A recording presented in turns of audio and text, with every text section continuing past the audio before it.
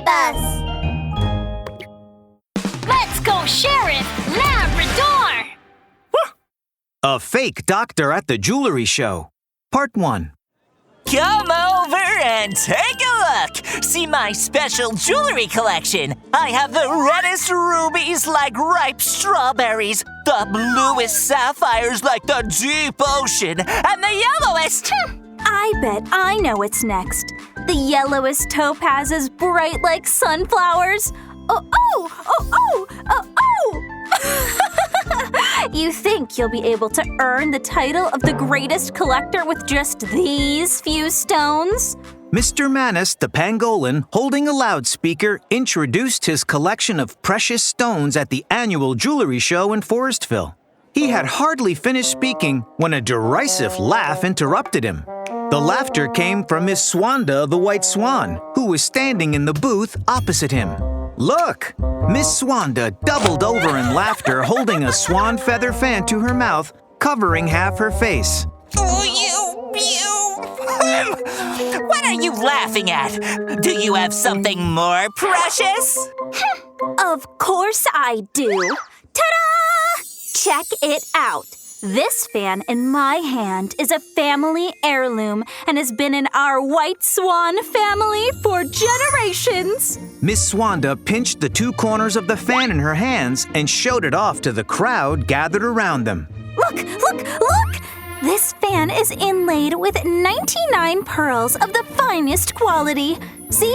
The largest and roundest one in the middle is the only angel pearl in the world. Angel pearl? To me, it looks like nothing more than swan poop. You! Miss Swanda slammed the swan leather fan down on the display case. She spread her broad wings and flapped them angrily in the direction of Mr. Manus standing on the opposite side.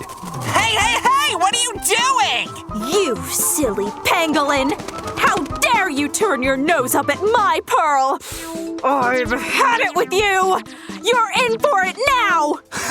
You don't scare me! I have more strength in my tail than you've got in your whole body!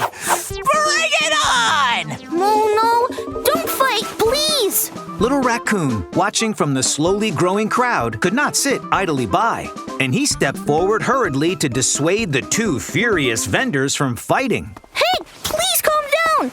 Let's try to get along. Never mind them. This is nothing new. It happens once a day. Yeah, they're always going at it, arguing from sunrise until sunset, but they never actually come to blows.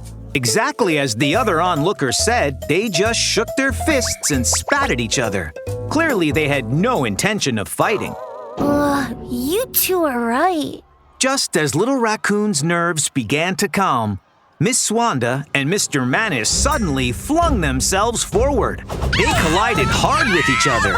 Then, their two jewelry stalls also overturned amid the chaos. All of their various jewels, the pearls, the rubies, the emeralds, the topazes, and the sapphires. They all scattered across the floor. Mr. Manus and Miss Swanda each had a huge knot on their forehead. Looking at the scattered gems and pearls on the ground, they, down on their hands and knees, were too busy picking up their belongings to notice any pain. Oh no, my gems! Jeez! My pearls! The scene was absolute chaos. No one noticed that two stealthy figures quickly bent down to pick up something from the ground and then disappeared swiftly like birds in flight. Miss Swanda and Mr. Manus picked up the scattered jewels and counted them carefully. Then their faces grew pale. Oh golly gosh! My most precious ruby is gone! Oh, heavens! My most precious angel pearl is gone! All the animals standing by watching were dumbfounded by what they heard. Little Raccoon ran for help at once as he realized something major had happened. Sheriff Labrador, there's an emergency! Miss Swanda and Mr. Manus's jewels are missing! What happened? Sheriff Labrador and Officer Doberman, keeping order nearby, rushed over as soon as they heard the cry for help. Miss Wanda was fighting with Mr. Manus. Yes.